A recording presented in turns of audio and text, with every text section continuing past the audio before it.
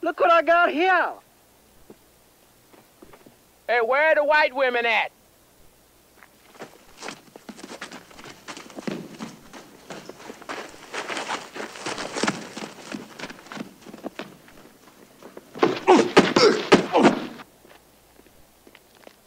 Yeah, that was pretty. I like that.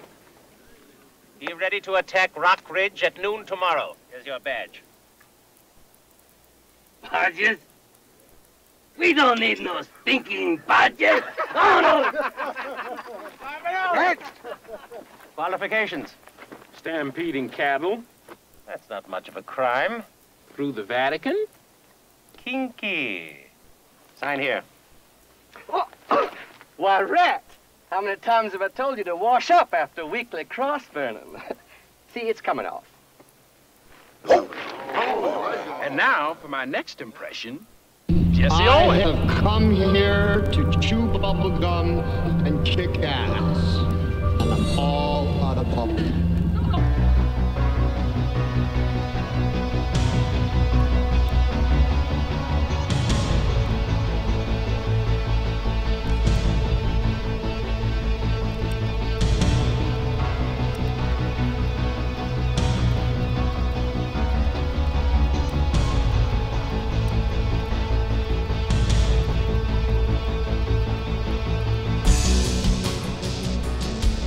Ladies and gentlemen, boys and girls, children of all ages, welcome to the Bloviating Zeppelin's Berserk Bobcat Saloon radio show, live and direct right here on the SHR Media Network, where I am broadcasting 2 miles from the veritable belly of the beast, the locus of evil on the entire left coast.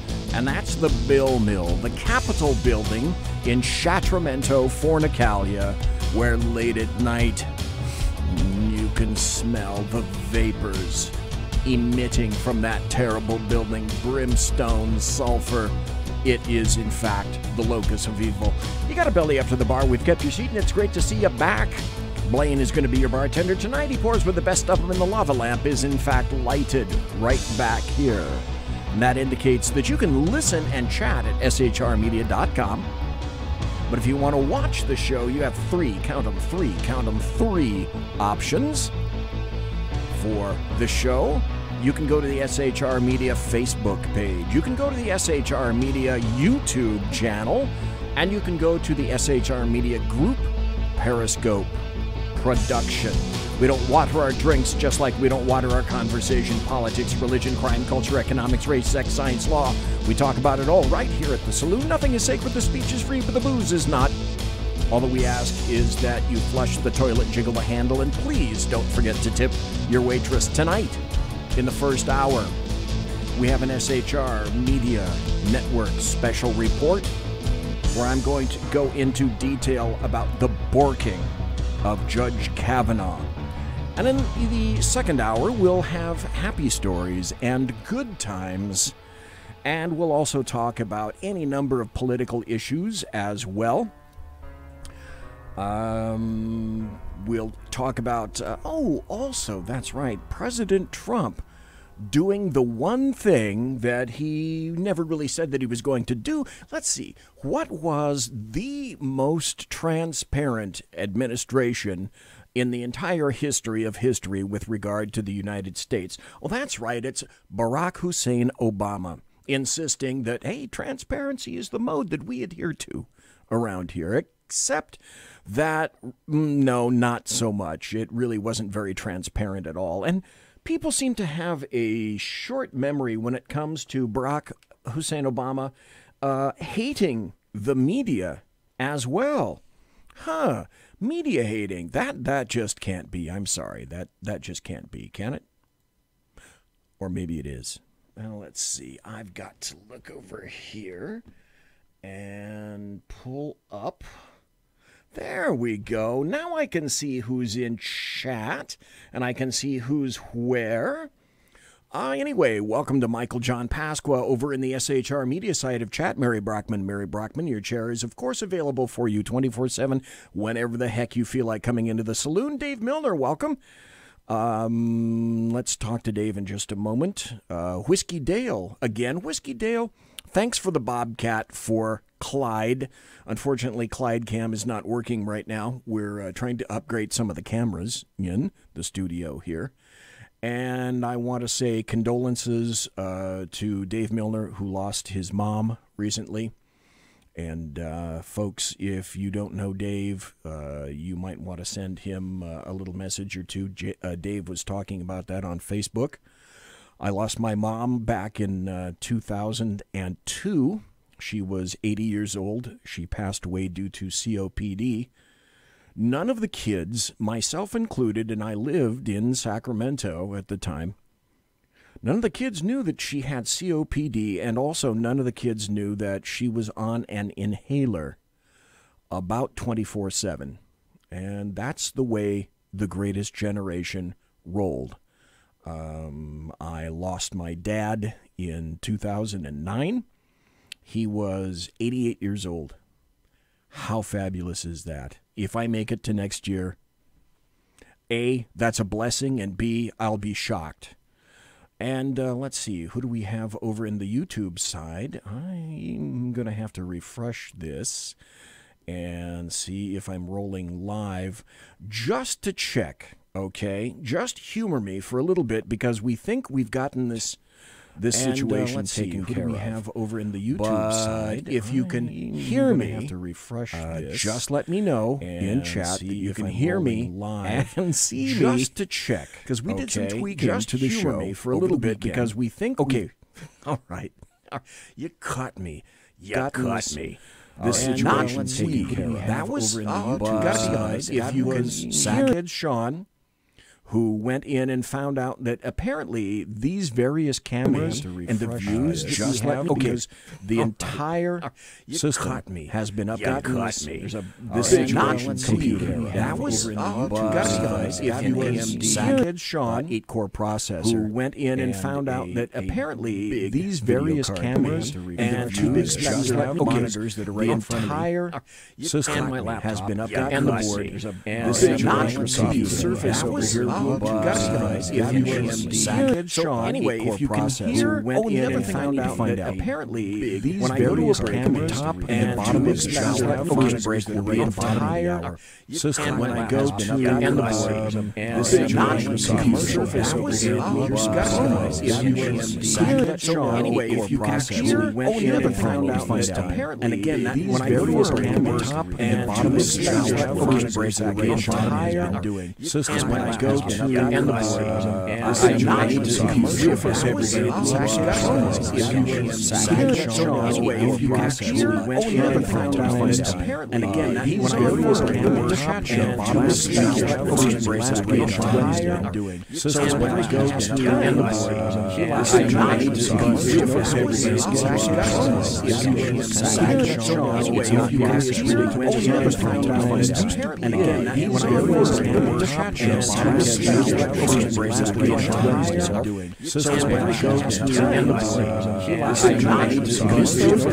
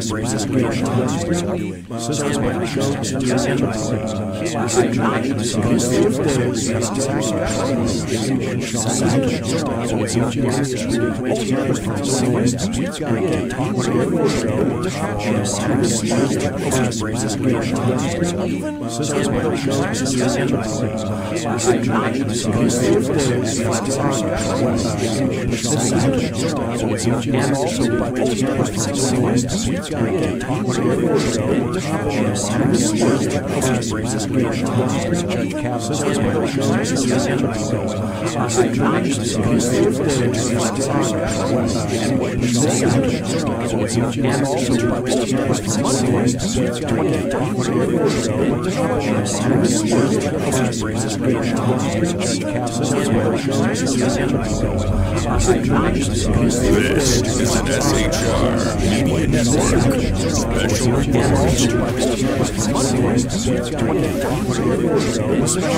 tonight is about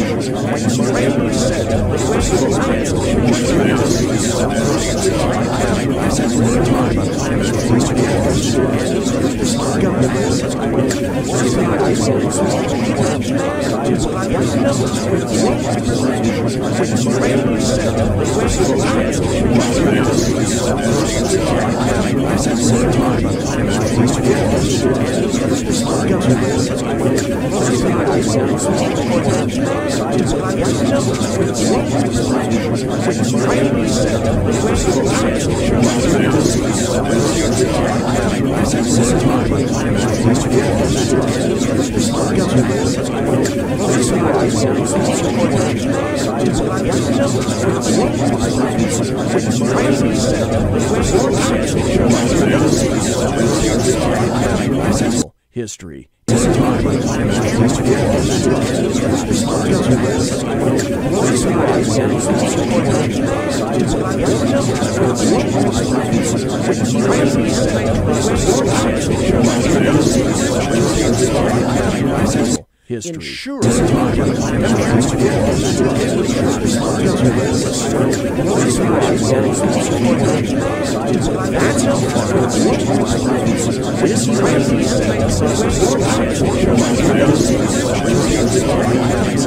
Acting Attorney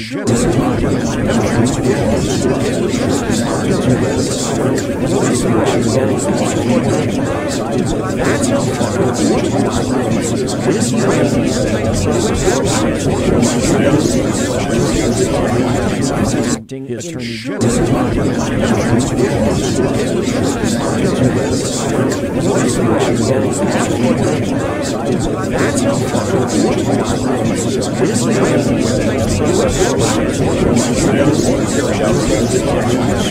Saturday Night Master.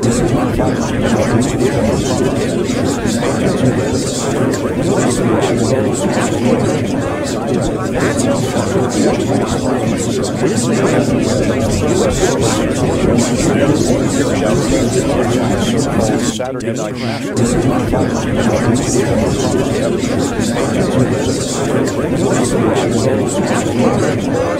America is a land of where women would be forced into back alley abortions. Saturday Night Master. America is a land of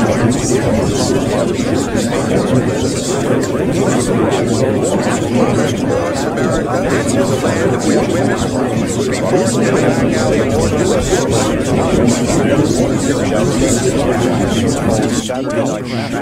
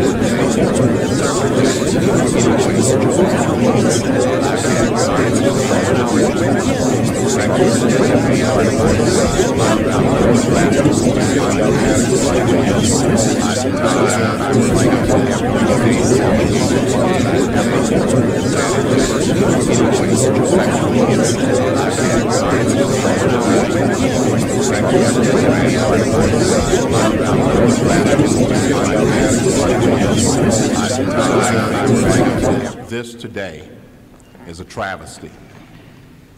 I think that it is disgusting. I think that this hearing should never occur in America. This is a case in which this sleaze, this dirt, was searched for by staffers of members of this committee,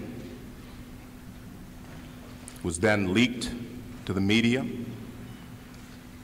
and this committee and this body validated it and displayed it at prime time over our entire nation.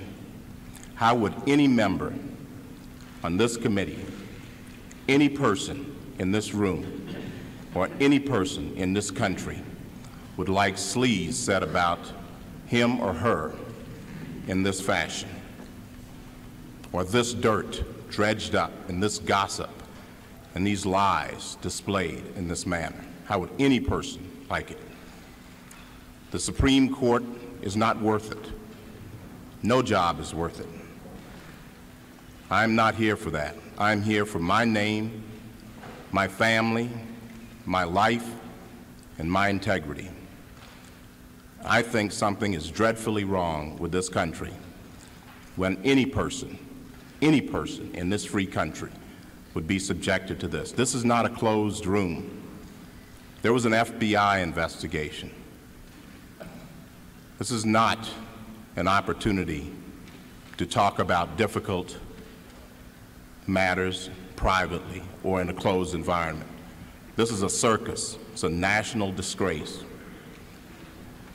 And from my standpoint, as a black American, as far as I'm concerned, it is a high-tech lynching for uppity blacks who in any way deign to think for themselves, to do for themselves, to have different ideas. And it is a message that unless you kowtow to an old order, Listen to this. is what will happen to you. You will be lynched, destroyed, caricatured by a committee of the U.S. Senate rather than hung from a tree. In 1991, Clarence Thomas was, in fact, confirmed to the Supreme Court by a Senate vote of 52 for and 48 against, just a reversal of the Bork, 58 to 42. Now, it's interesting to note that a particular individual named Amanda Prestigiacomo wrote this article back in 2016 following, you people may have even watched the HBO film about Clarence Thomas and Anita Hill. I purposely did not because I watched all of that. I knew what was going on, and I knew the purpose for the Senate essentially attempting, as he indicated, as Judge Thomas indicated at the time, that it was a high-tech lynching. She wrote back in 2016, at the time of the release of that HBO movie, 6 pieces of evidence Anita Hill was lying. Number 1, a witness said she was told details about the supposed sexual harassment while the two were living in Washington. Except the witness was not living in Washington when Hill worked for Thomas. The witness supposedly corroborating Hill's allegations had moved out of Washington before Hill had even begun working for Thomas. How could she have possibly been told about the harassment before it happened? Number 2, Hill followed Thomas, a man she accused of sexual harassment, from job to job to job. Hill claimed that she feared losing her government job if she did not follow Thomas from job to job. As Brookings Institute senior fellow Stuart Taylor Jr. points out, Hill was an employee of the federal government known for its incredible job security. We know that today. Number 3, Hill made numerous phone calls to her supposed sexual harasser after she stopped working for him. Phone logs document numerous calls from Hill to Thomas after she stopped working for him, notes Thomas Sowell.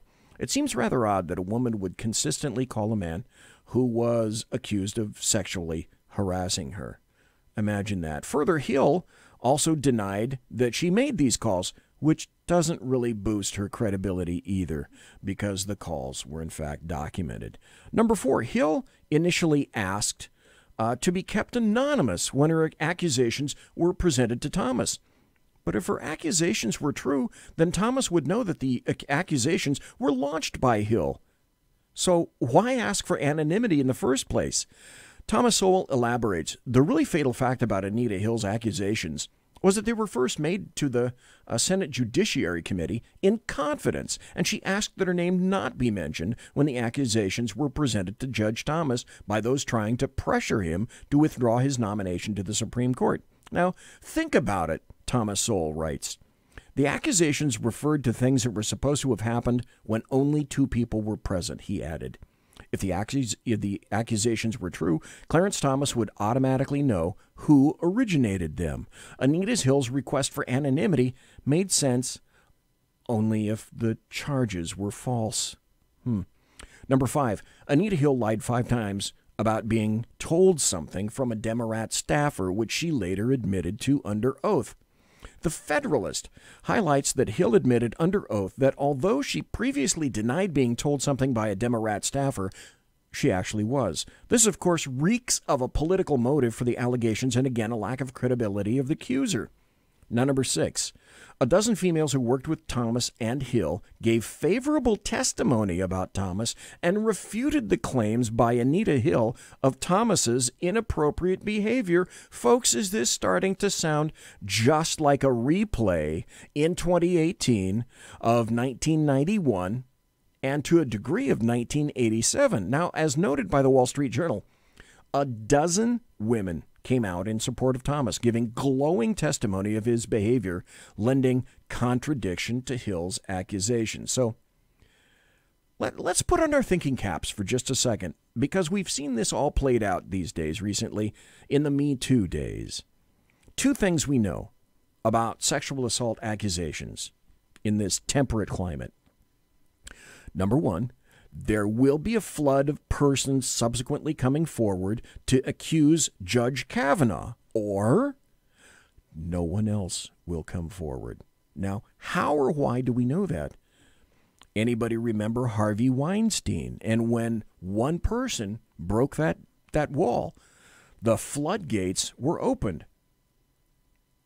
Do you see any floodgates occurring right now with regard to Judge Kavanaugh? Oh, there is so much more that you guys don't know and that you haven't heard. Now, in the case of Thomas, 2 other women were mentioned but didn't testify. As of this writing, there is one accuser of Judge Kavanaugh of this report, and there are 65 women who support him by letter. So let's go into this September 14th article by a woman named Virginia Hume, who wrote this in the Weekly Standard.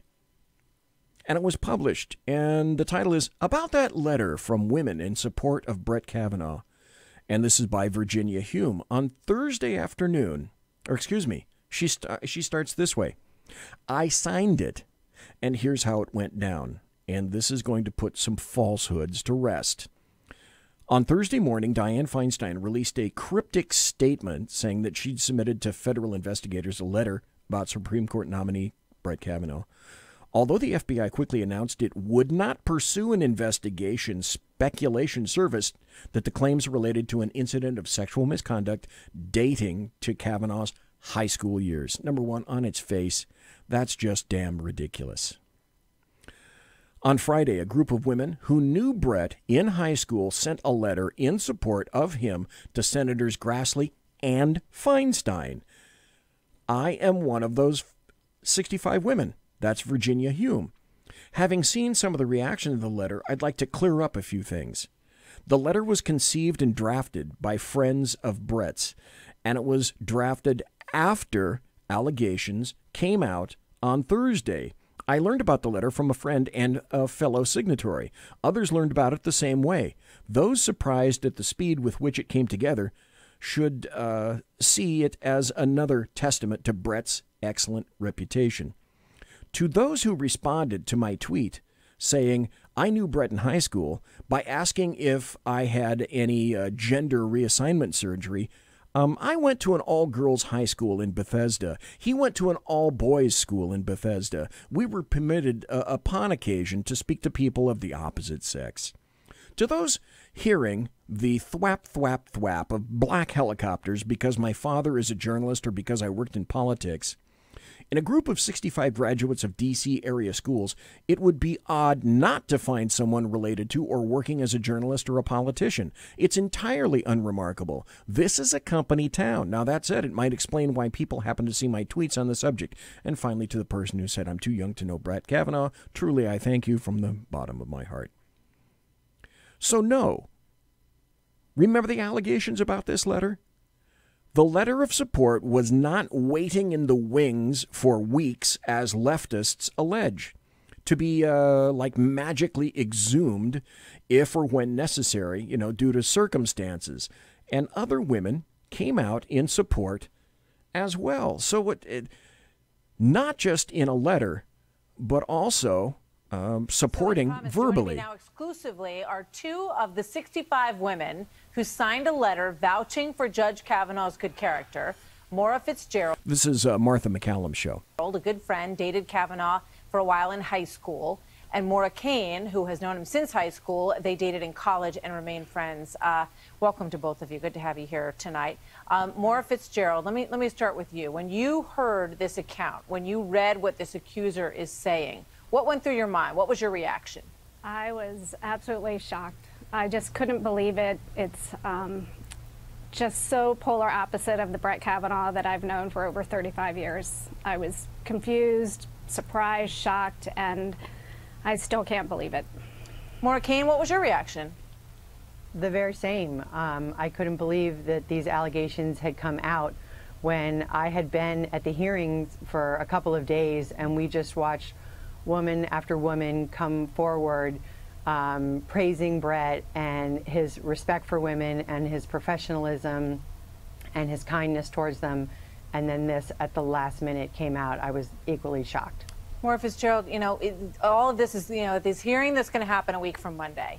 This accuser will speak. He will speak. We've all seen this before. It reminds, I think, many of us of the Anita Hill situation. So there's going to be a lot of delicate questions. And one of the questions is going to go to whether or not he was someone who drank heavily in high school and could have potentially blacked out this entire experience. Maura Fitzgerald, is that a possibility?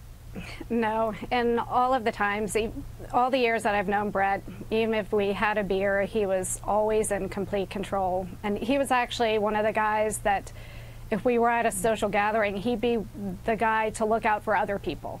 He was always in control. So, Maura Kane, they've already dredged up, you know, things that were written in high school yearbooks. He talks about something about kegs and some liquor reference. A lot of people write those kind of things in high school yearbooks. But tell me your recollection. Did you ever see him, out of control, drunk, in a situation where he? Well, at least they didn't go to the video store, I guess. Might not have remembered what he was doing. No, not at all. We did drink beer in high school. Back then, the drinking age in Washington was 18. No. You never saw him drink a beer in high school ever? No, we did. Yeah, we did. You did? No, I'm I thought you we said did you drink didn't. beer. Okay, just to be clear. No, we drank beer. It was legal, so we did drink beer. But I never saw him out. Did you, Judge, drink beer or ever think about drinking a beer, or did you ever have beer on your mind? Out of control, drunk. He always retained his composure. He was a responsible guy. He was someone who did have a beer, but he was never out of control. He never became someone different after drinking. Maura Fitzgerald, did you know this woman? You both went to the same high school. He went to sort of the brother high school to that, Georgetown Prep. Now we're getting a little bit more focused. She went to a different high school. Do you know this woman, Christine Blasey Ford? I do not, and I actually don't even recognize the name. What about you, Maura Kane? Any recollection at all of ever seeing her at any party? Yes, I did know who she was. I had seen her at parties. She went to a different school, but I knew who she was, but I did not know her well. We were not friends. I just knew who she was. All right, and you both dated him. I'm sure he dated several people. Most people do through high school and college. Correct. So Maura Fitzgerald, was he ever physically aggressive to you? What was he like as a boyfriend? No, he was nothing but kind and polite. And by the way, welcome to Simone in chat, and welcome to one viewer stepping in. Respectful. I dated him. I've known him since high school. I dated him briefly in college, and we've remained close friends ever since. I cherish his friendship. He has just been such a stand-up guy, full of integrity. I admire him. He never exhibited to me or anyone else that I know, not with anything, treated no one with disrespect. Do either of you know the other friend who was supposedly with him that night, Mr. Judge? Yes. Yes. Okay, so you both know him. Do you have any recollection of this party? No. No. I don't know anything about the party. A party at a pool house, somewhere near the club where everybody used to hang out. No recollection of that night? No. I'd never heard of anything about that party until this week. Folks, can you remember anything that happened to you in 1982, unless it was the death of a parent or something terrible or traumatic like that? We're talking about 1982, 36 damn years ago. Okay. In terms of the letter that you signed, there's a lot of buzz today about the fact that so far you're the only two who want to step forward and stand by the letter that you wrote. Remember this, because if you don't recall that those two people coming on the show was leftist fodder, indicating that of the 65 people, the women that signed the letter, only 2 believe in Kavanaugh. Are you fucking kidding me? Yes, this is how this was taken by the left. What can you say about that? Let me start with you, Maura Fitzgerald. That is actually not true. I've seen a lot of that in the media, but Yep. Of all the girls that I've been in touch with about the letter who have signed the letter, they stand by it. They have been just trying to avoid all the calls from the media, but they do stand by the letter. Maura Kane? Yeah, the very same. Everyone stands by the letter. They're just not going out into the media and being so, we've put it out there and everyone's supporting Brett, but following that, no one is retracting their support. They're just avoiding the media frenzy. And why wouldn't they want to avoid the media frenzy? Considering what the media does to people today, particularly if you're linked in any fashion whatsoever to Donald John Trump. This is, again, why this is occurring. Now, Bork was just the beginning of partisanship. Or, excuse me, it wasn't the beginning of partisanship, but I mean, it's when it really, really started to explode in SCOTUS hearings. And Thomas followed up, and now we have Judge Brett Kavanaugh. It all started with Senator Dianne Feinstein when she was made aware of the allegations by letter by a then anonymous accuser. Remember, that's how it all started. She was just anonymous. So, leftist clinical psychology professor, her name is Christine Blasey Ford, in July. That letter was known in July. So what happened? Dianne Feinstein sat on that letter, and Judge Jeanine Pirro explains how and why that happened. From, let's see, I think this was last Saturday. Are you stupid? Why would you let it go? Let me tell you why you'd let it go, Dianne. Because even you didn't believe it. What other reason could there be? Oh, and there's another reason, too. We'll get into that shortly. Now, tonight is more than an open. It's who I am. It's what I know and what I did for over 3 decades as a prosecutor, Superior Court judge, as well as elected district attorney. The way it works is you are innocent until proven guilty. Thank you. Clear, unambiguous words etched in stone. Why would anyone ignore this truth? Especially the ranking Democrat on Senate Judiciary, Senator Dianne Feinstein, is stunning. But you shouldn't be surprised. You shouldn't be surprised because after Pirro finishes, later on, I tie this all up for you. The left is committed to the removal of a duly elected president, the destruction of our system of capitalism, and now an all-out assault on our system of justice. To them, exactly. You are guilty. Guilty until proven innocent. But no one in all the years I spent in courtrooms has ever been able to prove a negative. So forget the time-honored notions like due process, probable cause, beyond a reasonable doubt, or a jury of your peers. Today, unsupported, uncorroborated, untested words, not facts, are sufficient to convict, not just in the court of public opinion, but in the esteemed, hallowed halls of the United States Senate. By the way, wasn't it Ruth Bader Ginsburg who said, basically, I think, that Abraham Lincoln grabbed her ass back in 1862? Forget the right to counsel, the ability to defend yourself, the right to confront your accuser, or even cross-examine your accuser. Truth, in this scheme, is nothing more than collateral damage if a Republican is on the receiving end of an anonymous allegation. So, Dianne, let me see if I get this.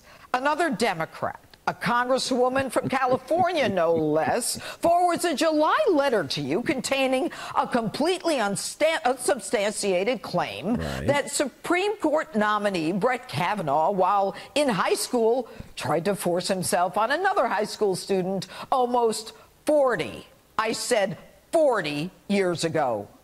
Kavanaugh, for anyone who even cares, has categorically and unequivocally denied the allegation. So, why are we just hearing about this now? Diane, when you get the letter, what do you do to make sure it's real? That the person is even real?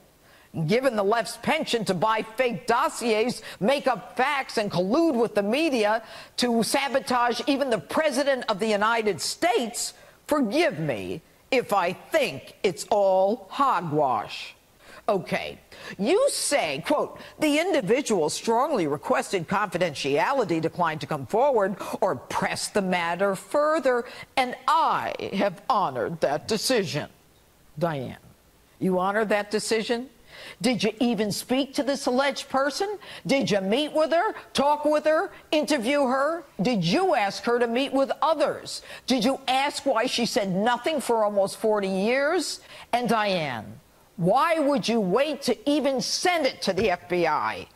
Is it because nothing in you and your pack of demon rats?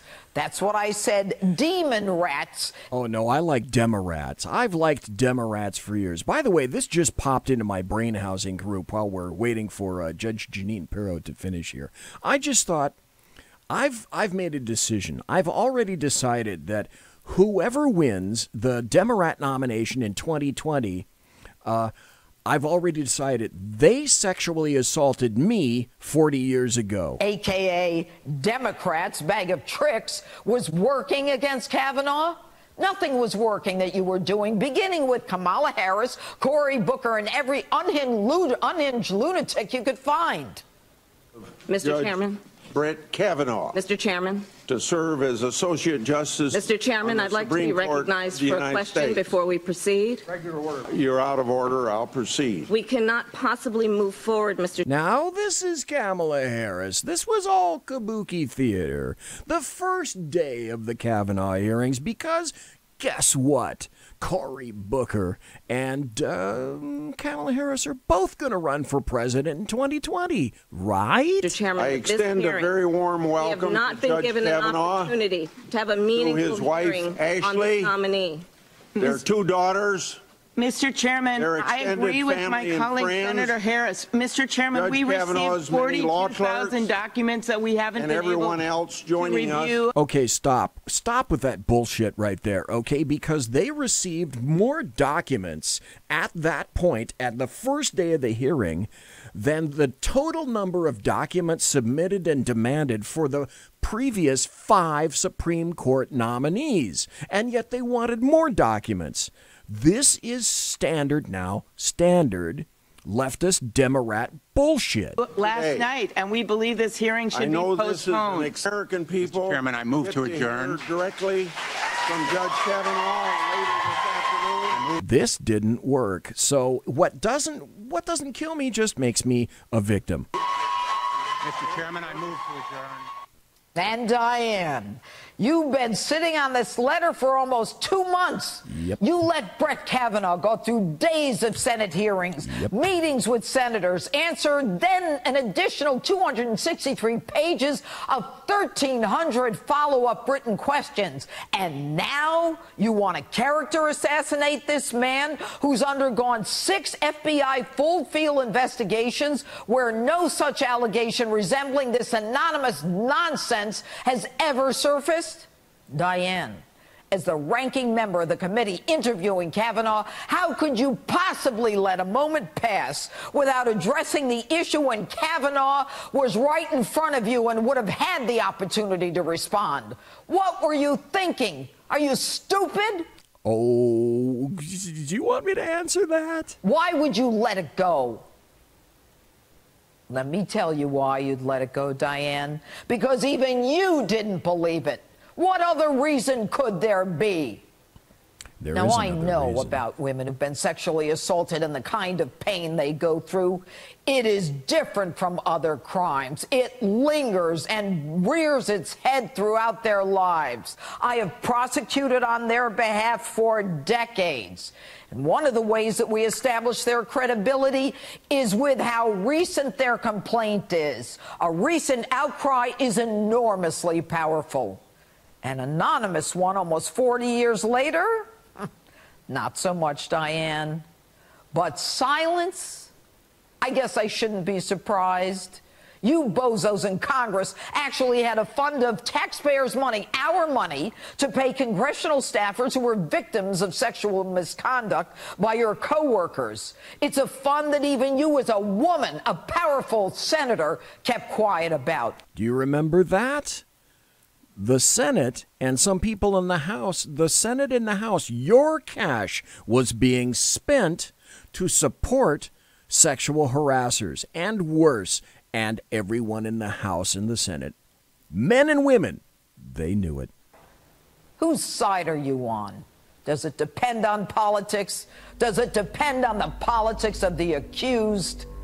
Your audacity to destroy and try to destroy a man with impeccable credentials, harm his family, and shift the burden of proof to the accused by alleging one of the most heinous allegations imaginable shows your complete disregard for truth, justice, and the American way. And that's absolutely correct. The allegations, now, perhaps you're wondering what the allegations were. And this is from an article by Emma Brown that originally appeared in the Washington Post. This is where the allegations first appeared. Speaking publicly for the first time, Ford said that one summer in the early 1980s, and she didn't even get specific at that point, Kavanaugh and a friend, both what she typified as stumbling drunk, Ford alleges, corralled her in a bedroom during a gathering of teenagers at a house in Montgomery County. Not a specific house, not a specific address. While his friends watched, she said, Kavanaugh pinned her to a bed on her back and groped her over her clothes, grinding his body against hers and clumsily attempting to pull off her one-piece bathing suit and the clothing that she wore over it. When she tried to scream, she said he put his hand over her mouth. I thought he might inadvertently kill me, said Ford, now a 51-year-old research psychologist in Northern California. Now, that's specifically Palo Alto, by the way. He was trying to attack me and remove my clothing. Ford said that she was able to escape when Kavanaugh's friend and classmate at Georgetown Preparatory School, Mark Judge, jumped on top of them, sending all three tumbling. She said she ran from the room, briefly locked herself in a bathroom, and then fled the house. That was 36 years ago, as I indicated. In 1982, Judge Kavanaugh categorically denied the allegation, then responded again in writing this Monday, the 17th. He said it once, and then he said it again. Kellyanne Conway made those statements earlier today. Judge Kavanaugh arrived here at the White House shortly after 10 o'clock. He comes over here all the time, but clearly the circumstances of his visit today are different. I'm told by sources here at the White House that he is in good spirits and he's just interested in getting all of this cleared up so that they can get on with the confirmation process. Shortly after he arrived here at the White House, Kavanaugh putting out a statement himself saying, quote, this is a completely false allegation. I have never done anything like what the accuser describes to her or to anyone. Because this never happened, I had no idea who was making this accusation until she identified herself yesterday. I am willing to talk to the Senate Judiciary Committee in any way the committee deems appropriate to refute this false allegation from 36 years ago and defend my integrity. The White House strategy to deal with all of this becoming quite clear now put Kavanaugh back before the Judiciary Committee in some form. Kellyanne Conway also tweeting about that just a short time ago, saying, quote, Judge Kavanaugh is willing to add to his dozens of hours of sworn testimony. He categorically denies the allegations and is ready to defend his honor and integrity. Kellyanne Conway also saying that the accuser, Christine Blasey Ford, should be heard. This is what she said earlier today. Absolutely. She should not be insulted. She should not be ignored. She should testify under oath, and she should do it on Capitol Hill. But that's up to the Senate Judiciary Committee. They need to decide the forum. Should the vote be delayed? Judge Kavanaugh should also testify as to these 36-year-old allegations. Last week, the White House sent to the Senate Judiciary Committee a letter that was signed by 65 women who worked with Brett Kavanaugh during his time at the Bush White House. Among other things, that letter says, quote, as former colleagues of Brett's, we know his commitment to equal treatment of women in the workplace and are especially proud of his efforts to encourage and support women lawyers. More than half of Brett's law clerks have been women, and he has worked tirelessly to support them in their legal careers. Now, in that statement, by the way, more than half of his clerks have been women. We'll get back to that statement as well. Now, if you're a leftist, what do you think you can do with that statement? Think about that just for a moment. Clear at this moment how all of this, Sandra, is going to unfold. Clearly, the White House would like to get Kavanaugh and Ford before the Judiciary Committee in some form or another as quickly as possible, because that vote is scheduled for Thursday. Talking with someone here in the administration, the form, obviously, of whatever appearance they make would be up to the Senate Judiciary Committee. They're going to leave that to the Senate. The suggestion, though, that an open-ended hearing might turn into something of a circus atmosphere, so either a circus atmosphere, do you think? A confidential setting or a very tightly controlled public setting might be something that they would like to see. But okay, but there's more information to be gleaned from all of this, much of it not revealed by the American media maggots, and some of it already removed by Twitter. And why am I saying this? Because I noticed that yesterday and the day before, one of my own tweets was removed, and I couldn't access its predicating tweet after I retweeted it. I know that sounds convoluted, but what that meant was Twitter was already in the process of censoring what it deemed censorable because it involved Kavanaugh and because it involved Ford. And that's the reason I'm doing the show tonight, to let everyone know how absolutely, massively corrupt all of this is. Now, because I've had this happen to me before, what I did is I took screenshots of many of these tweets, which I found subsequently magically disappeared. But I captured them, and I have them, and I'm going to read some of them, okay?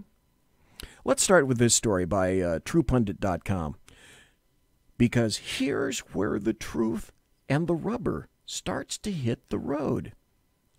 Kavanaugh's accuser's brother, I'm going to dovetail this all together lovingly for you. Kavanaugh's accuser's brother worked for the law firm that paid Fusion GPS for work with a Russian lawyer who set up the Trump Tower meeting. That's just the beginning. Ralph Blasey III, Christine Ford's brother, was formerly employed at the D.C. offices of Baker & Hostetler, LLP. That's the same firm that made payments over $500,000 to Fusion GPS. Ralph Blasey III left Baker & Hostetler, LLP in 2004. Still, it's just another rather odd twist to the case of the accuser of Brett Kavanaugh. First, it was revealed Ford is a far-left Northern California professor. Then last night, or 2 nights ago, it was revealed that Brett Kavanaugh's mother, a Maryland district judge in the 1990s, foreclosure case against Christine Ford's parents. Oh, we're going to get into that too. And now this. Christine Ford's brother once worked for Baker & Hostetler, LLP, that paid Fusion GPS $523,651 between March 7, 2016 and October 31, 2016. Even though the payments were made after Blasey III left that LLP, you gotta wonder, and maybe you ought to investigate, his connections with the law firm. He may have no knowledge at all of the payment. Ralph Blasey may have had zero influence with the payment. But did you hear this from the American media maggots? No, you didn't. So you got to remember that there are no left leanings there. None in that family. This is not a continuing familial thread that indicates a pattern of despising all things conservative, to include Judge Brett Kavanaugh. Why, nothing of the sort. Hey, perish that thought, except that, well, there's more. Of course there's more. Let's start with Bill Maher, And I know I missed the bottom of the hour break, and we'll go to the top of the hour break. And we'll continue. Oh, will we ever continue after that? Bill Maher and Stopped Clock. This was back when she was anonymous. And even Bill Maher said this about the anonymity the first time around. What do you think about this Brett Kavanaugh thing where suddenly, right before he's going to get the vote, and he's an ultimate suck-up and dick, Brett Kavanaugh. Well, he is. And he's only right because he's not your suck-up. That's why. There because he's going to, vote with pardoning Trump, basically, That's and right. letting him off the hook. Okay. But now they're coming at him with this accusation from someone anonymous that he was at a party, which I find hard to believe.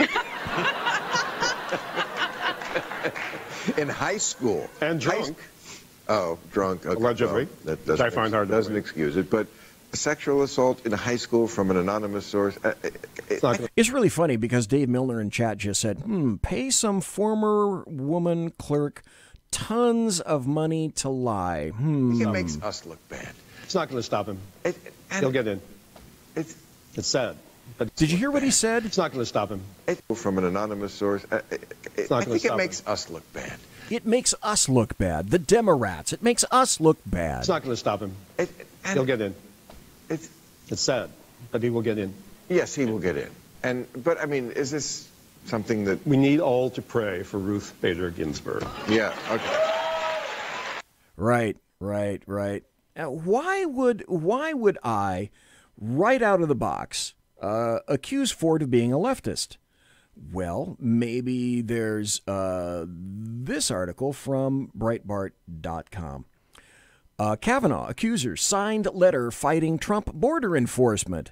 Again, there's more. There's more to this than you haven't heard. The woman accusing President Trump's United States Supreme Court nominee Brett Kavanaugh of a rape attempt when the two were in high school previously signed a letter fighting Trump's zero-tolerance policy at the U.S.-Mexico border.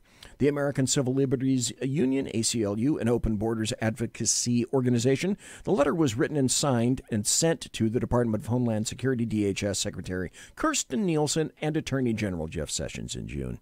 Christine Blasey Ford, a psychology professor, signed the ACLU letter as Christine Blasey, Ph.D., psychologist, signing off on statements that accused Trump of using southern border enforcement to traumatize children because, after all, it's all about the children, and claimed the zero-tolerance policy was violating fundamental human rights.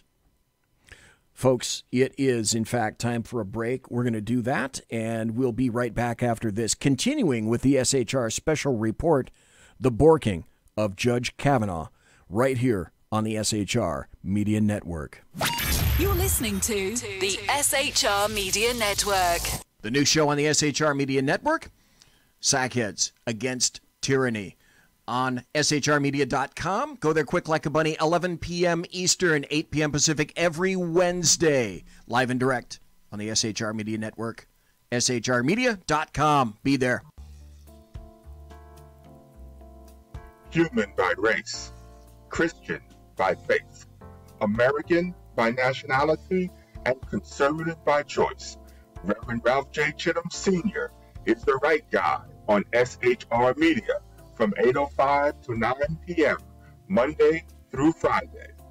And if on the rare occasion I am ever wrong, I will still always be right. The right guy on SHR Media. When dirty politicians, shadow governments, and deceptive Islam blind the world with fake stream media smoke, their only fear is one man with a cane. I'm Dave Milner. Join me through shrmedia.com, highplainstalkradio.com, and the Western Free Radio Network at Spreaker, YouTube, and iTunes for a different perspective weekly on the Unpleasant Blind Guy. And catch me on Jeff Mitchell's EDL Radio on blogtalkradio.com. There's no surrender ever, because truth is not always pleasant. Hey, this is Michael Wright. And I'm Shannon Wright. Join us for The Right Way with Shannon and Mike, Monday through Thursday from 7 to 9 a.m. right here on SHR Media. Why are they joining us? For fun things like sports, politics, Oh, maybe some news and entertainment? And all kinds of other things. Money and recipes and events, all kinds of stuff. Yeah, so join us Monday through Thursday, 7 to 9 a.m. here on shrmedia.com. Hey, who's going to take Sean's chair? I'll run the buttons if you want. The what? The slider what? thingies. The Those what? things. We have those? Yeah, right over there. Where? It's on the board. That damn technology. Fucking technology. I know. What are we going to call it? Call what? The show. What? The show. What show? The new show, Wednesdays. Every Wednesday on shrmedia.com. 11 p.m. Eastern, 8 p.m. Pacific. Sackheads. Against tyranny. There you Against go. tyranny. I like that. Let's do it. You guys are porked. Hello, I'm Tim Hart. I'm the guy BZ hires due to his shameless contract with the SHR Media Network to voice his promos. He'd like me to tell you that the bloviating Zeppelin's Berserk Bobcat Saloon radio show can be found on SHR Media Network, Spreaker, and YouTube every Tuesday and Thursday night at 11 p.m. Eastern and 8 p.m. Pacific, featuring right thinking from a left brain and doing the job the American media maggots won't. You'll find that the speech is free, but the drinks are not. There, in the saloon, just when safety pin manufacturers are running out of metal for the diapers of the leftists, BZ is sending his personal drones of freedom into the wheelhouses and ossicles of lovers of sovereignty and liberty nationally and globally. Broadcasting behind enemy lines in occupied California, BZ swears that no rights were harmed in the making of this promo. It's your business diva here, Melanie Collette. I am inviting you to a front row seat as I discuss some of the most intriguing details of wealth and finance with today's movers and shakers in the world of business. Listen in and discover financial truths on a global, domestic, and household scale. Uncover topics that will impact your wallet today and in the future. Money Talk with Melanie airs Monday through Friday, 5 p.m. East, 2 p.m. West, right here on SHR Media and High Plains Pundit Talk Radio. You can't afford to miss it.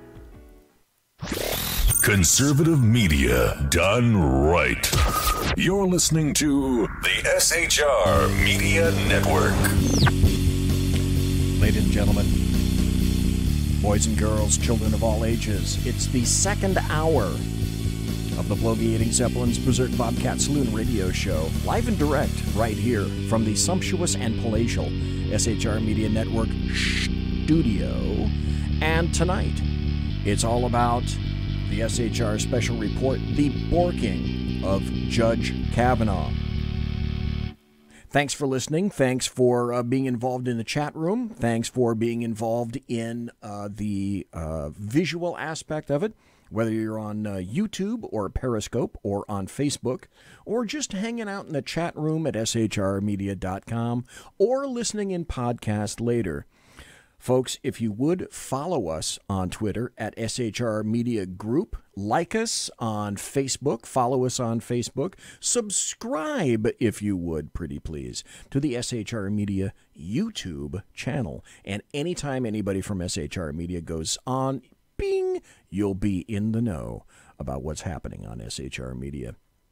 The Borking of Judge Kavanaugh. We continue. Does anybody ever listen to any of the very interesting little mini speeches, if you will, of a guy named Terrence Williams? I do. He's sort of a comedian kind of guy. He's a black conservative, and he generally points fun at a lot of things that, he's not quite so politically correct. This time, he asks, hey, am I the only one that doesn't believe this crap about Judge Kavanaugh?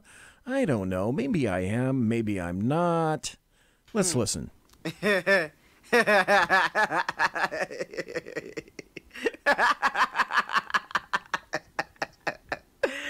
Girl, so you gonna wait 30 years to speak up, huh?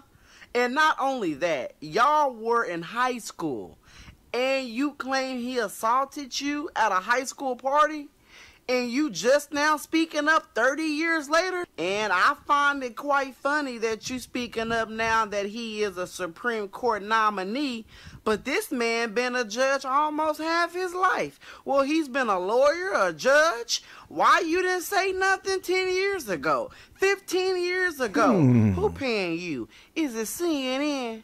I won't tell nobody. Is it the New York Times? Who paying you? Is it Hillary? Obama? I won't tell nobody. You can talk to me. Of course, you know what's happened. Professor Ford has already lawyered up, okay? Why? You're either correct or you're not. Does Professor Ford somehow envision herself subject to suit, therefore she requires your very own personal mouthpiece? You could just as easily have chosen a friend or a relative to be a spokesperson, if that's what you were looking for. You could just as easily have chosen a friend or a relative to be a spokesperson. Or did you hire your lawyer in order to make another semi-subliminal leftist statement? Because what is it that we know about the mouthpiece that Ford specifically chose? Well, we happen to know two things. And these are two things that, again, you're not going to hear out of the mouths of the American media maggots. The first one, lawyer for Kavanaugh accuser downplayed sexual misconduct allegations against Clinton and Franken. No. Are you kidding? If I had a producer, what you would have heard after I just said that was this. But I don't have a producer, and that's not what you heard.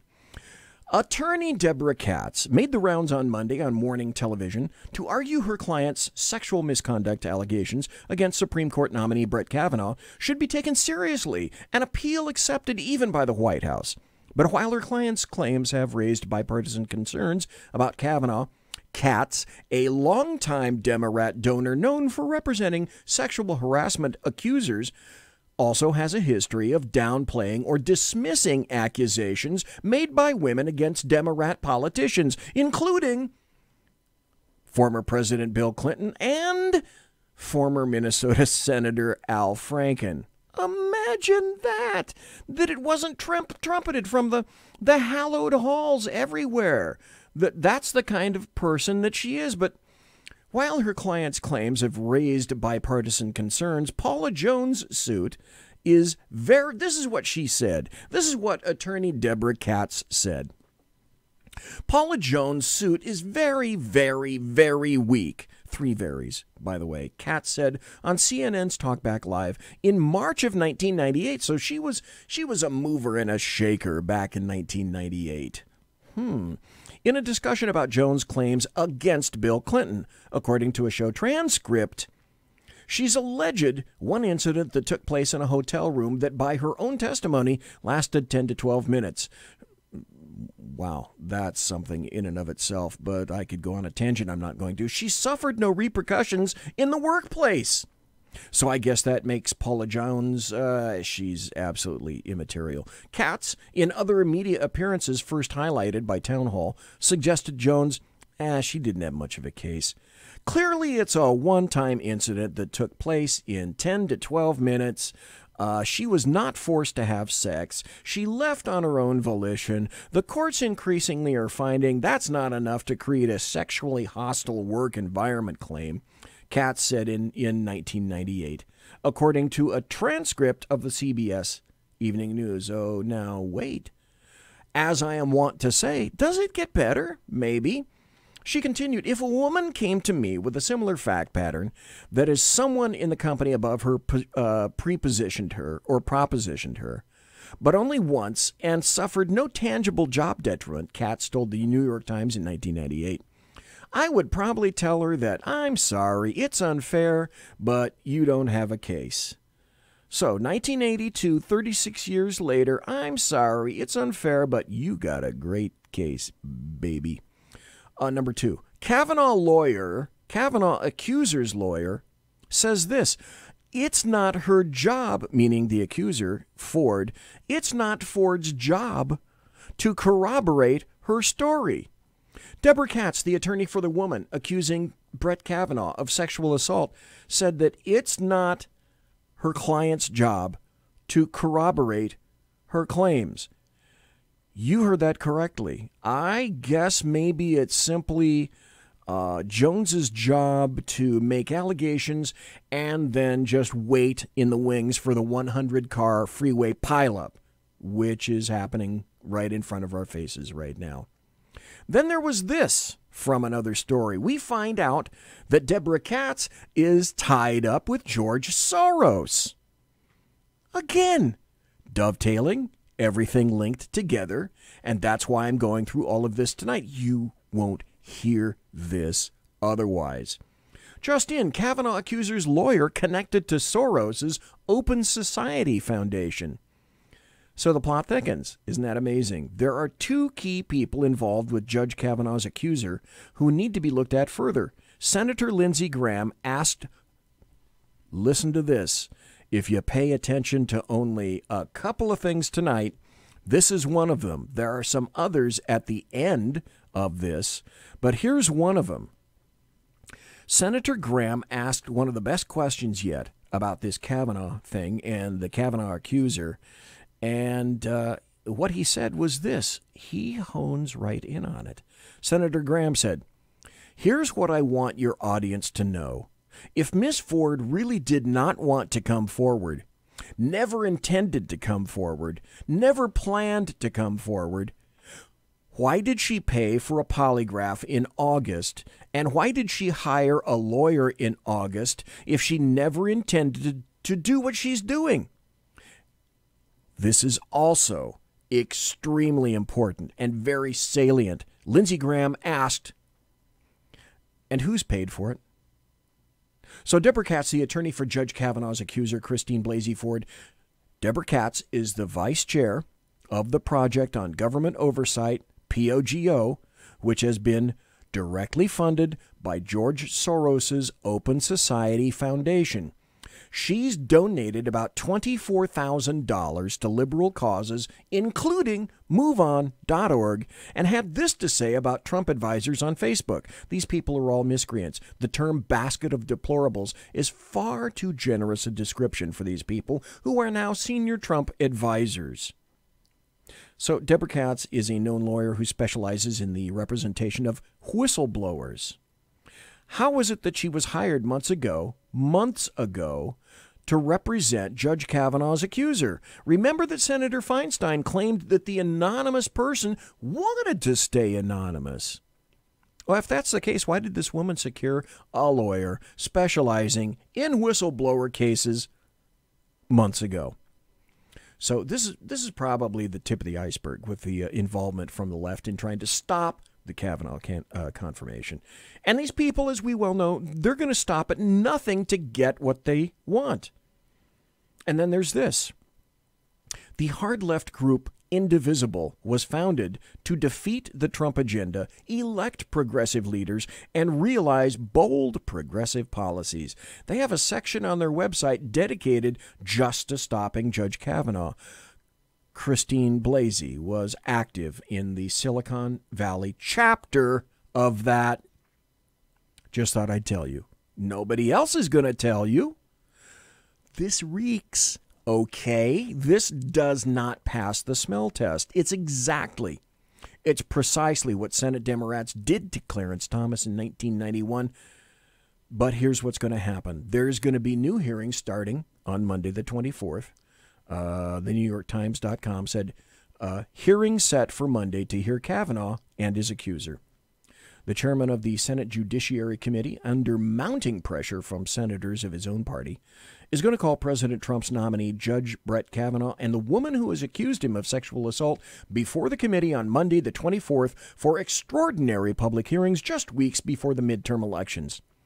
But as of Tuesday, though, there's new information. Mark Judge says he's not coming to testify. The Washington Times wrote, Mark Judge, the other man in the room, according to Kavanaugh's accuser, tells senators he's not going to testify. Mark Judge, a friend of Brett Kavanaugh's from high school, told seniors Tuesday that he doesn't recall anything, that's today, by the way, that he doesn't recall anything like the attempted sexual assault a woman claims she suffered at the hands of Judge Kavanaugh and that Mr. Judge apparently witnessed. Mr. Judge, through his lawyer, also said he does not want to speak publicly about it, effectively shooting down Democrats' calls that he testify next week as part of a freewheeling hearing to examine Christine Blasey Ford's allegations about a decades-old attempted assault.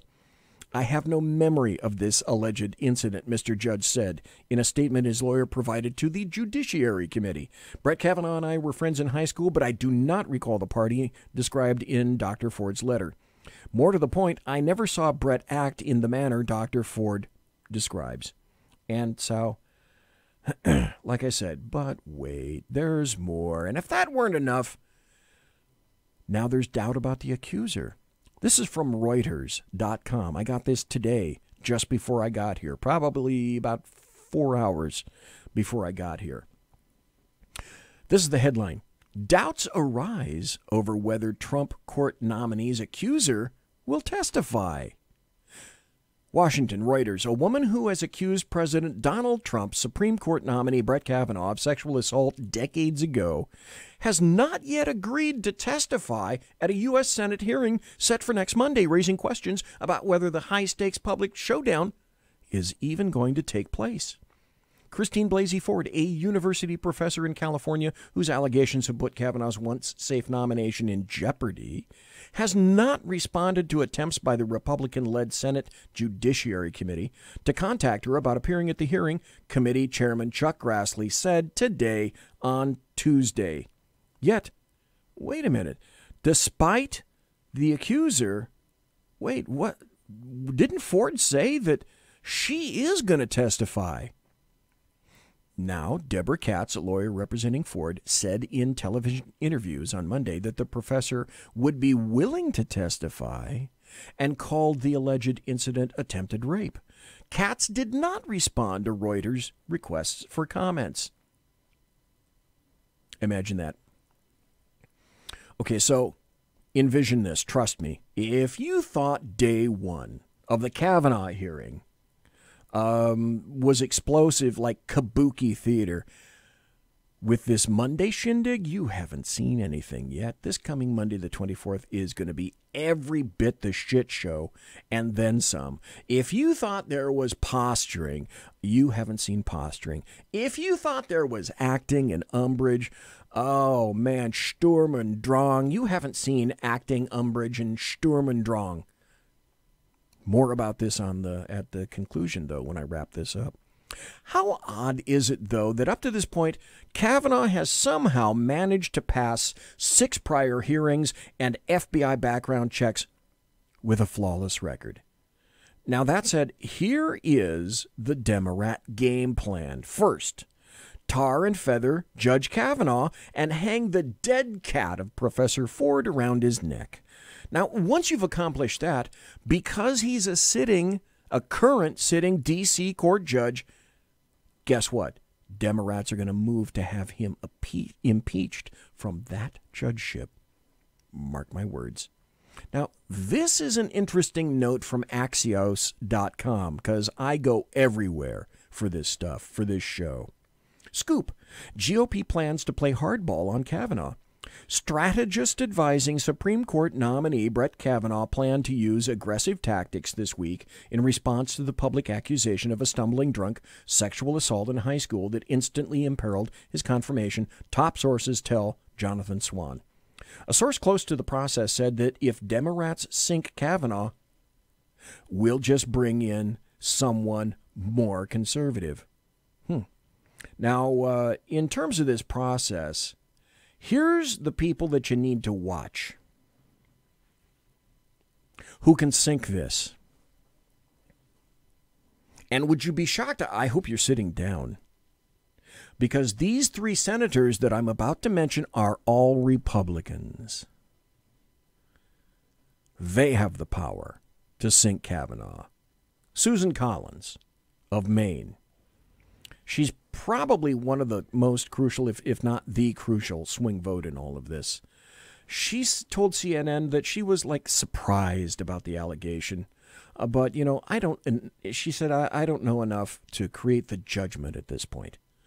Then there's Lisa Murkowski of Alaska. The other critical vote said that she might consider a delay. And then there's Jeff Flake, perfectly and aptly named, who followed in the footsteps of John McCain, who should have changed his R to a D, as I've said, and been done with it. And then, I forgot, there's 4. There's another one, Bob Corker of Tennessee. His vote also is critical. So there's 4 senators that need to get in line. But the big question you have to ask is, these are all Republicans. And are they going to get in line? To confirm someone who really is an originalist, someone who believes in the Constitution, and for God's sakes, we have doubt about Republicans, and it's all because of President Trump.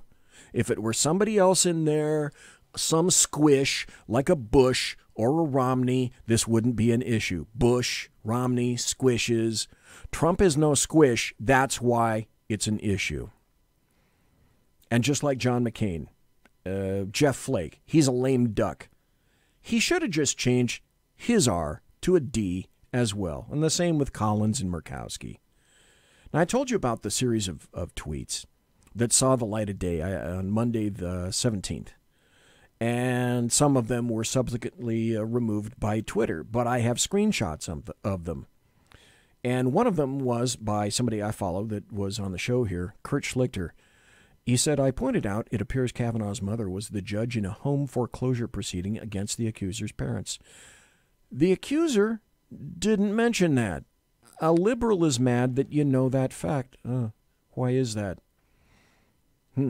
Then here's another one. Pink Lady for Trump said, and once I read this, I went over and I found, wow, that's true. Hey, Andy Wood is in chat. Welcome to Andy. Good to see you there. Pink Lady for Trump said, Christine Ford scrubbed her entire social platform. Amazing. I wonder why that would be.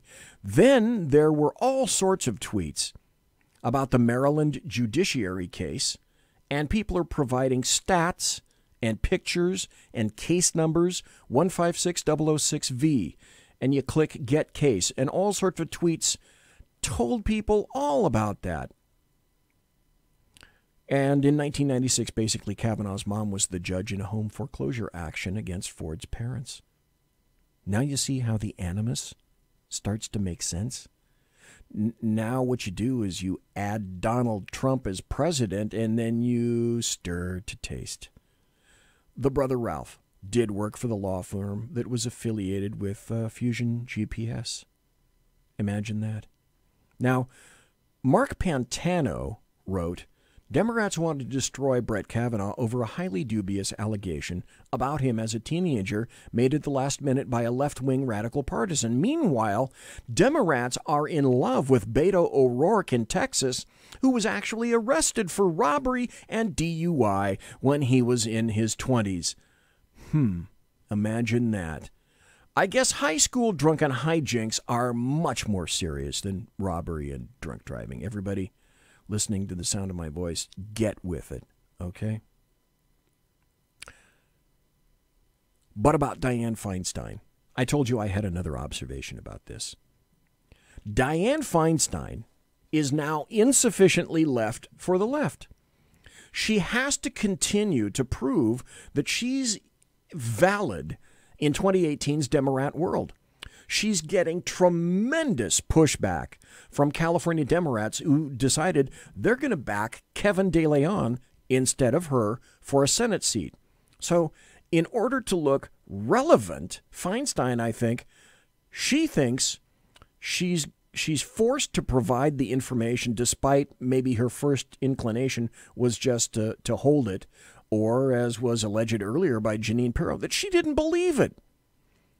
But here's what Dianne Feinstein, I'm sure, was thinking. Because she wants her seat, and she doesn't want to be sunk by Kevin De Leon. She's thinking, okay, what's going to happen to me if it's found that I had the means in my hand to squish Kavanaugh, and I didn't use it? Then I found this, also very interesting, a tweet from a basket of kofif, if you remember that meme about a year ago. And she was replying to Mike Cernovich. It says, I also found this allegation about the holier-than-thou Christine Blasey Ford. Christine Blasey Ford admitted that she was an alcoholic back then and regretted being so easy. She told her best friend she had 64 sexual partners between 11th grade through college. She's also a liberal activist who wrote on her Facebook in 2016, Scalia types must be banned from law. Okay, so she apparently enjoyed drinking and swiving. Well, so do boys. It comes at a cost for both of them. Now, remember I said that there were dockets and there was evidence of this foreclosure, and it's all over there. I mean, you can see these things blown up like crazy. But I found another article at WayneDupree.com, and it says Kavanaugh's mother presided over the case that included the accuser's parents. Judge Brett Kavanaugh's mother, Martha, seems to have presided over his accuser's parents' court case back in 1996. You can go on the internet and you can see all sorts of enlarged public file folders about this. But it seems that Blasey's parents didn't fare all that well in the judgment, and if the hearings are due to this late accusation or allegation, this information should also be entered into evidence as a motive, amongst others, for revenge. Because Ralph and Paula Blasey, Christine Blasey Ford's parents, look like they lost some property due to debt in Kavanaugh's court. And then, let's see, PacificPundit.com. And also, thanks, Mike, for pointing this out to me. I already knew about it, but thanks, Mike. I appreciate it. Christine Blasey Ford motive, revenge, Kavanaugh's mother judge against parents in a foreclosure case in 1996, just as I indicated. There's stories all over the internet about this. So I'm going to weigh in a little bit, and then we're going to go to a break at the bottom of the hour. And we will continue with this because it's not done. So I was an FTO, which is a field training officer for a major California department. And I looked to identify, that was my job back then when I was a training officer. My job was to look for and try to identify trends and patterns so that I could reward positive patterns and attempt to correct negative trends and patterns. And we generally know that past performance is basically the best predictor of future performance or the lack thereof. So you have to identify behavior patterns, and they have to be identified, and they frequently are, just as patterns and trends, and this is also important, patterns and trends went towards the motivation, the base motivation of FBI agents Peter Strzok and Lisa Page, including their political predilections. Okay, these patterns and trends go to the political motivations and predilections of Christine Blasey Ford as well. Women can be every bit as treacherous, as plotting, as conniving, and untruthful as men. There's your real equality. So stop, okay? A moment about the truth. There was a buried secret in the department I once worked for regarding sex assault rape investigators. No one was to speak of it at all because it was the department's dirty little secret and its dirty little lie. And that was, at the time, now I can't speak for trends and patterns now, but I really do suspect that they have not predominantly changed due to human behavior.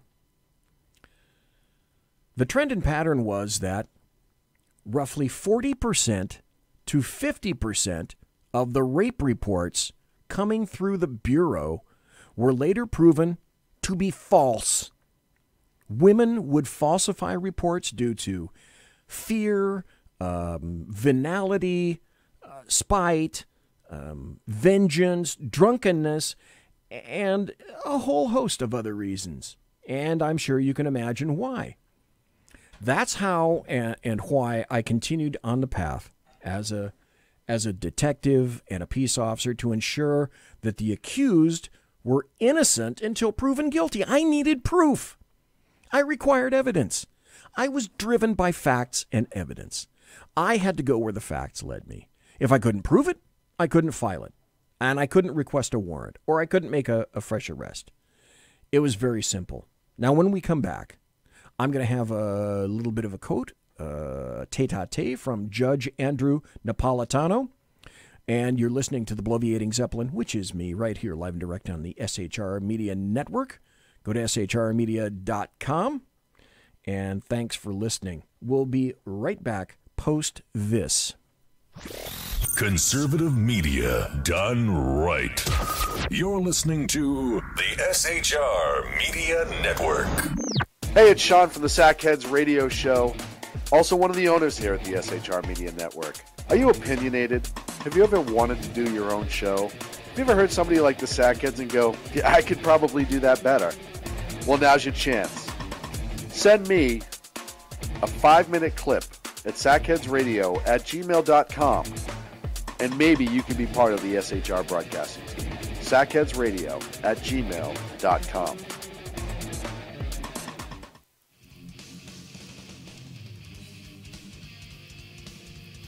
Beware, the Jersey Takeover is here. Every Monday through Friday, 9 p.m. till 11 p.m. Eastern Standard Time, you can catch Reaver Common Sense Show hosted by Jersey Joe, right here on shrmedia.com. Only Jersey can deliver hell like no one else. So consider this your fair warning.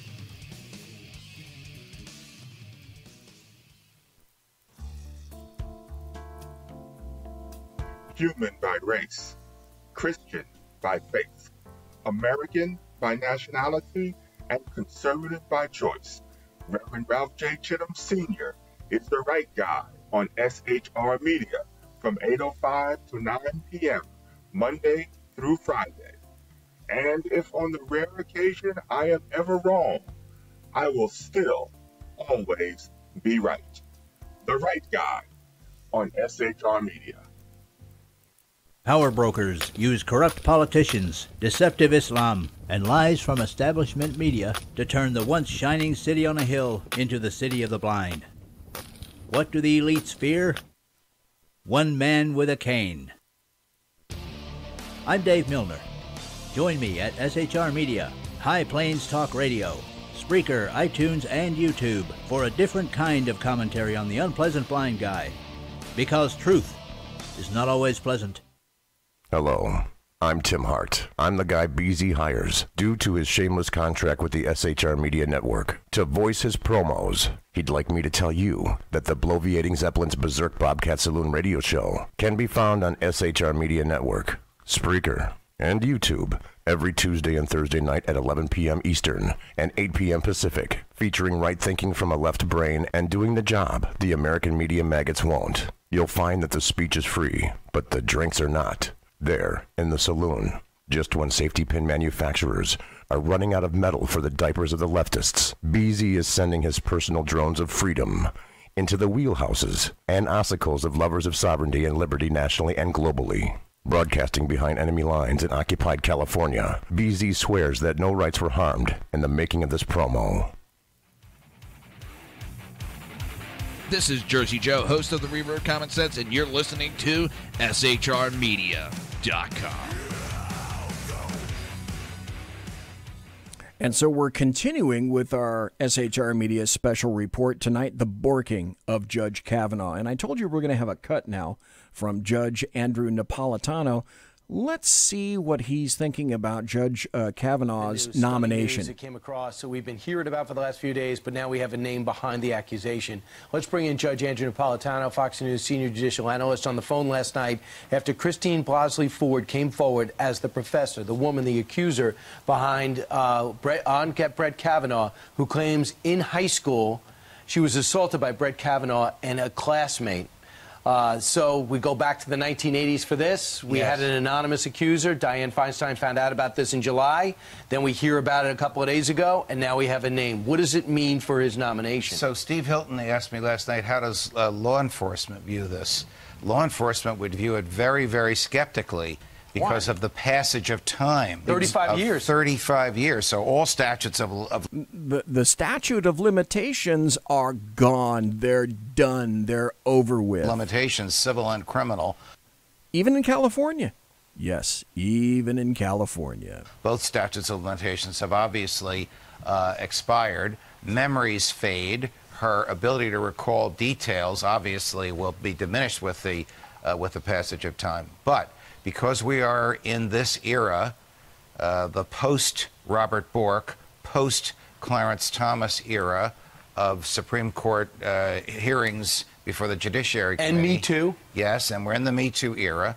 I think that this Dr. Ford will be asked to testify, and Judge Kavanaugh will be asked to testify, and we're going to see another version of the Clarence Thomas, Anita Hill hearings right before our eyes sometime in the next few weeks, maybe as soon as Thursday. So the Senate Judiciary Committee will have to decide, is she credible?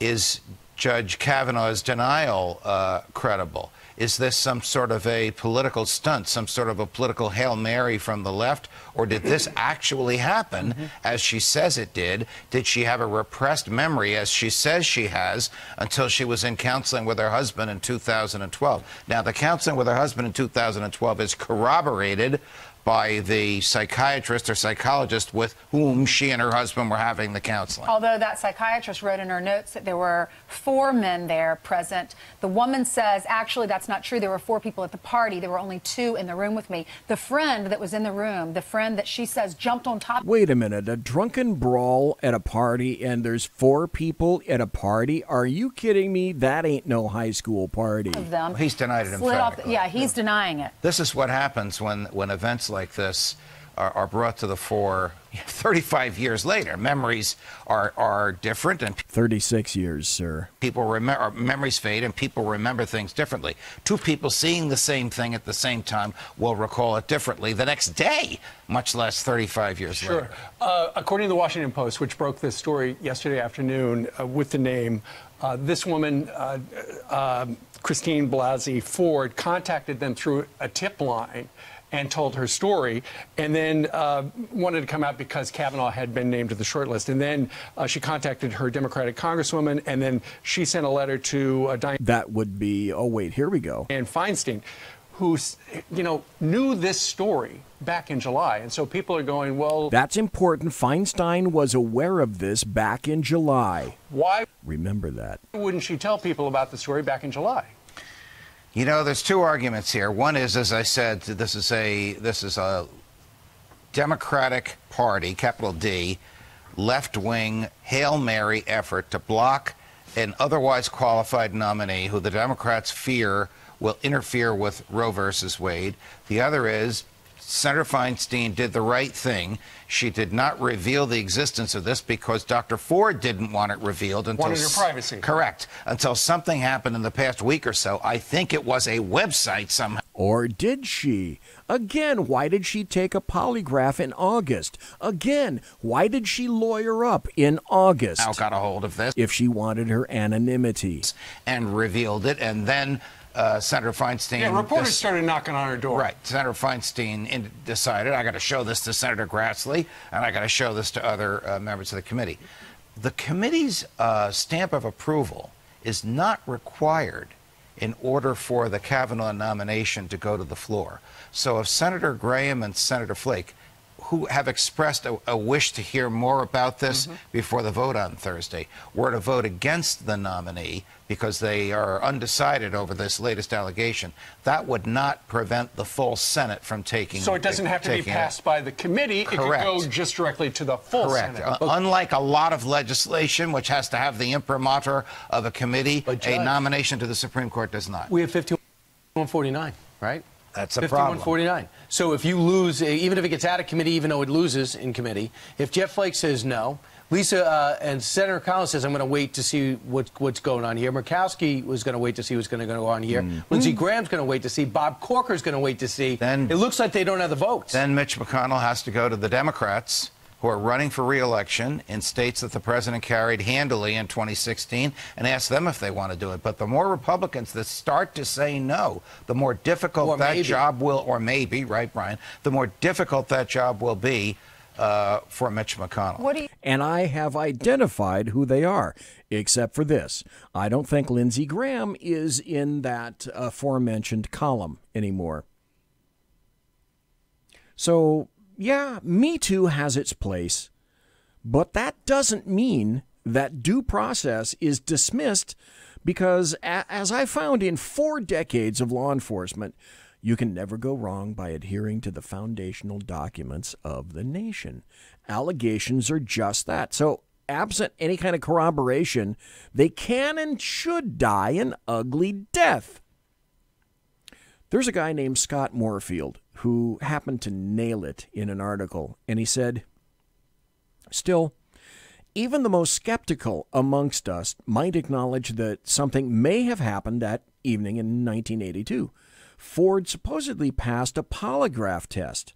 So if those can be trusted, we know at least she believes it. Remember that line, she believes it. But what exactly? An attempted rape, a misplaced grope, a clumsy, unwanted kiss, a drunken makeout session that led to nothing? All of it's up in the air. And when you're looking 36 years in the mirror, especially if you're a liberal knowing that you could score a much-needed goal for the resistance, it can pretty much become whatever you need it to be. Imagine that. Okay, so here it is. This is BZ's heresy, and this is how I'm going to wrap up this special report. Should women inherently be believed when allegations are made? No. Of course not. They're no better than men. Should they be free to make claims and allegations? Yeah, they can, as should men. Because sexual harassment isn't a one-way street anymore. Power corrupts on both sides of the sexual aisle. I've had it occur to me. That's a story for another day. But it occurred to me when I was in detectives from a female supervisor. So what we have, allegedly and unconfirmed, is a teenager who got drunk and allegedly attempted to have sex with a girl. Of course, you never got drunk in high school, right? Okay, well, sorry to burst any bubbles, but that's pretty much any teenage boy's life, particularly in the decades since the 1960s, when permissiveness and like casual hookups, they became a lifestyle. BZ got more ass in his 60s and early 70s than the women's bathroom at a channeling convention back in those years. However, should there be consequences for false reports of crimes? Oh, hell yes. Because those false reports, they waste valuable investigative time, they take time away from true investigations, and they diminish the veracity and credulity of real crimes against women who are actual victims. And I have to say this, I don't trust psychotherapy. I don't trust psychologists. The human mind is subject to a myriad of influences. I don't think I'm speaking out of turn when I tell you, and I can beat a polygraph. And I can beat a CVSA, 'cause I know how. It's not that difficult. I've done it. I can also beat the MMPI. Hey, I'm here today. I did it. I've taken Rorschach tests. Hell, listen, I'll tell you something that I've never told you before. I'm colorblind. And I beat the color blindness test for my department, 'cause a friend gave me the numbers. Imagine that. I still worked just fine. So, one teensy-weensy little question. Democrats somehow managed to forgive Teddy Kennedy for killing Mary Jo Kopechne in July of 1969.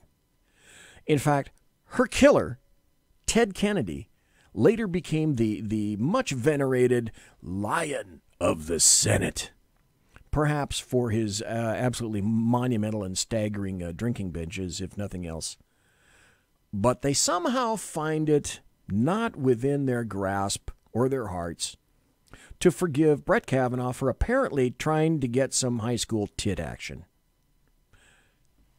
This just came in. By the way, Jim Hoft from Gateway Pundit tweeted. Are you ready for this? As a matter of fact, I think there's more.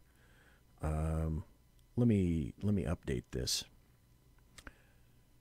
This just came in on Tuesday. There are two very important stories that just came in on Tuesday.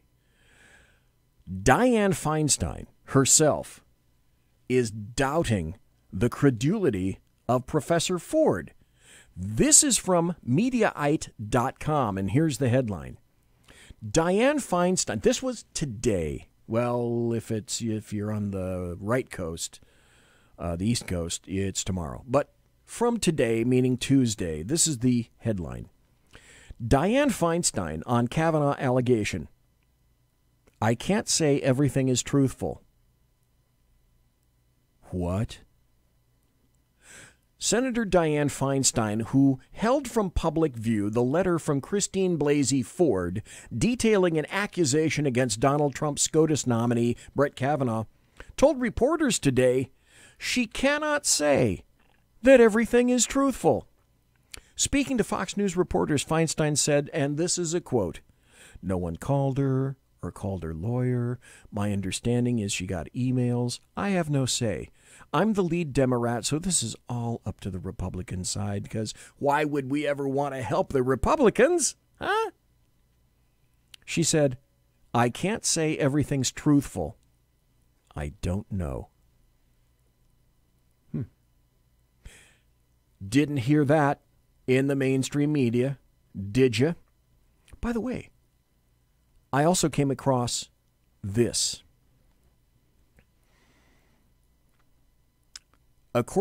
This is from Jim Hoft from Gateway Pundit, and he sent this out in a tweet. Listen carefully. Breaking. According to sources, Dianne Feinstein's reluctance to mention the Kavanaugh accuser's letter during confirmation session is because the accuser, Ford, sent a similar letter directed at Judge Gorsuch last year. The whereabouts of the earlier letter remain a mystery, developing. But wait, there's more, again today. Now the accuser, Ford, has said that she's not going to testify on Monday. She's not going to be here. We know that Judge already said he's not going to be here. Mark Judge said he's not going to be there. He's not going to testify. Now the accuser herself is saying she's not going to be there in the Senate Judiciary Committee on Monday the 24th until the FBI investigates the matter. But wait, there's more. This was on the Tucker Carlson Tonight Show just before I got here. The FBI, Tucker Carlson got in touch, or his producers got in touch with the FBI and said that because these are not federal crimes, the FBI is not going to investigate these allegations from Ford. With this caveat, unless the White House demands that they do it. So it would appear that Monday is going to be a no-show. It'll be interesting to see if Thursday anything gets done at all, whether they go back into session, continue the hearings, whether they go ahead and take a vote.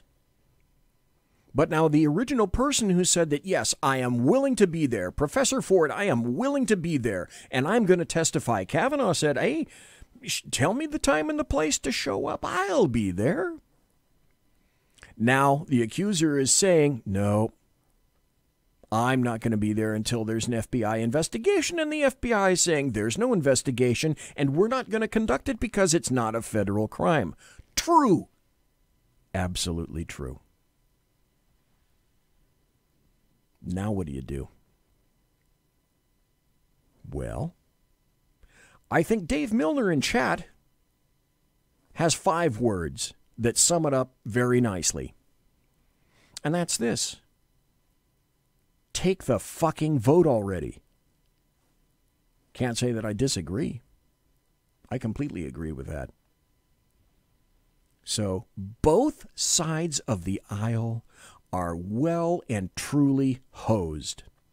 They got hosed, the Democrats got hosed by Ford, and potentially the FBI just hosed the Republicans and put it back on their laps. And you got to do the politics. What happens when the White House says we're not going to send a demand that the FBI investigate this because it's not a federal crime? It's all political.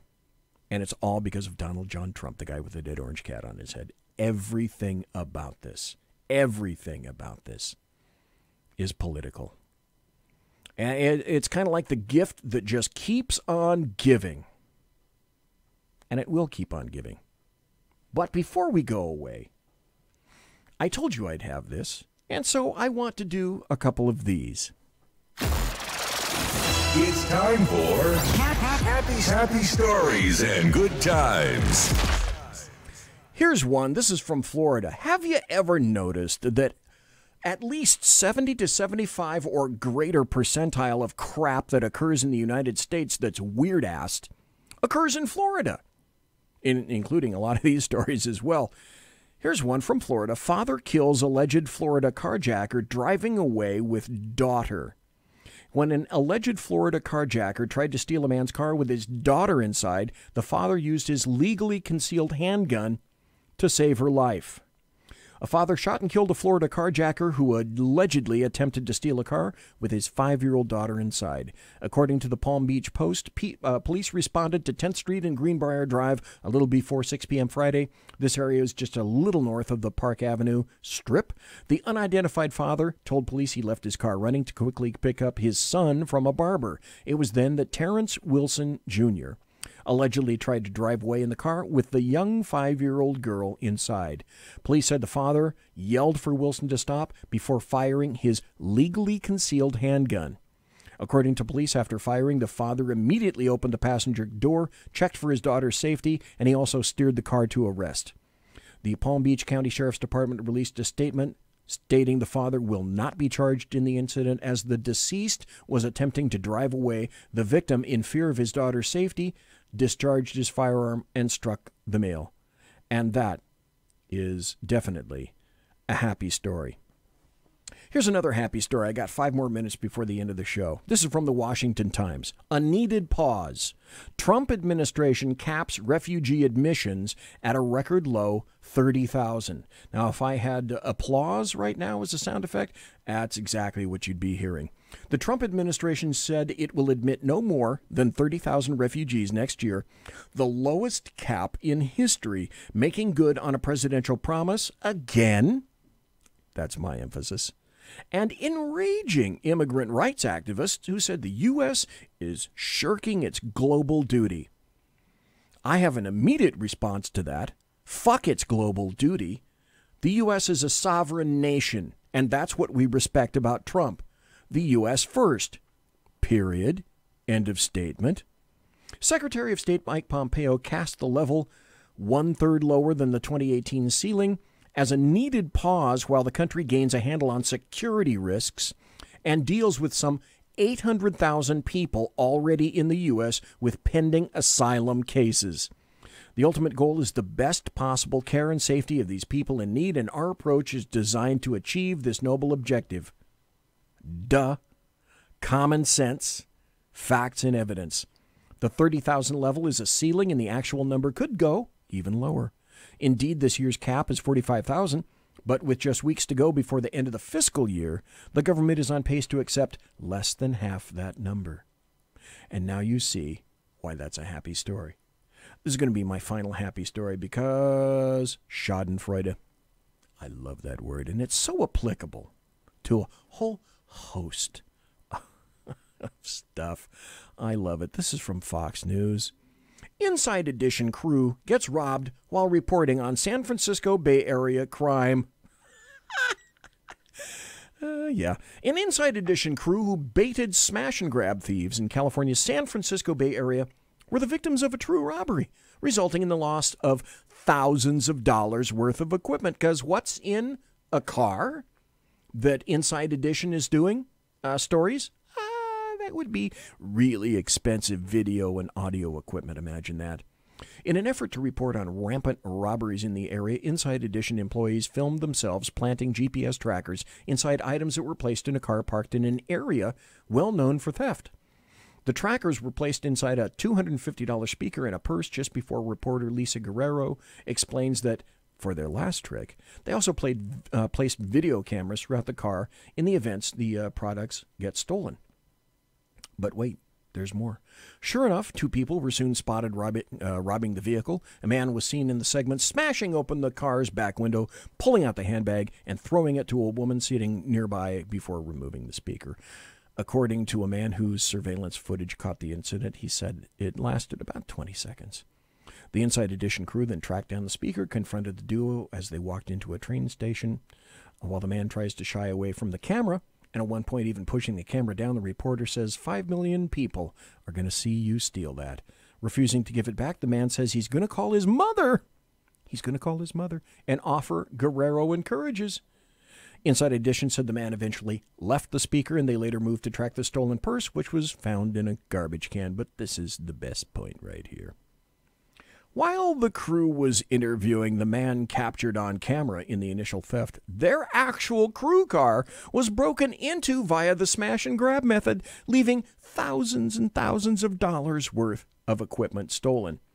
Now, according to the San Francisco Chronicle, more than 31,000 people reported smash and grab robberies in San Francisco in 2017 alone. Imagine that. Monsieur has been locked!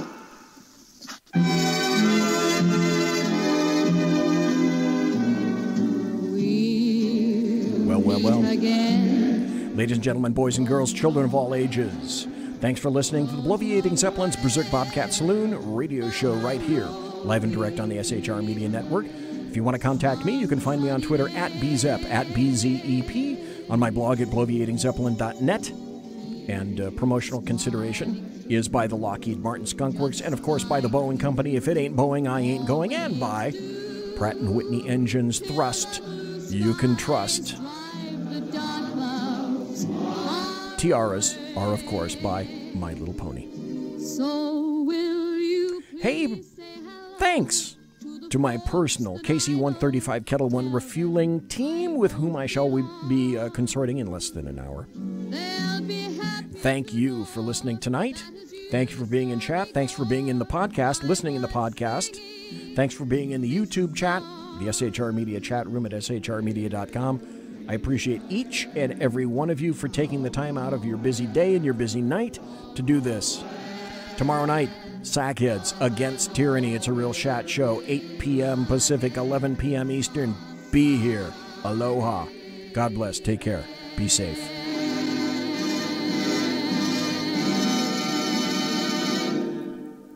Everybody quiet down now and get some sleep. Good night, everybody. Good night, Mama. Good night, Ben. Good night, everyone. Good night, Mama. Good night, Daddy. Good night, children. Good night, Daddy. Good night, Elizabeth. Good night, John Boy. Good night, Jim Bob. Good night, Jim Bob. Good night, Jim Bob. What's going on? I was asleep. What's everybody doing? Good night, Good night, Jim Bob. Go to sleep.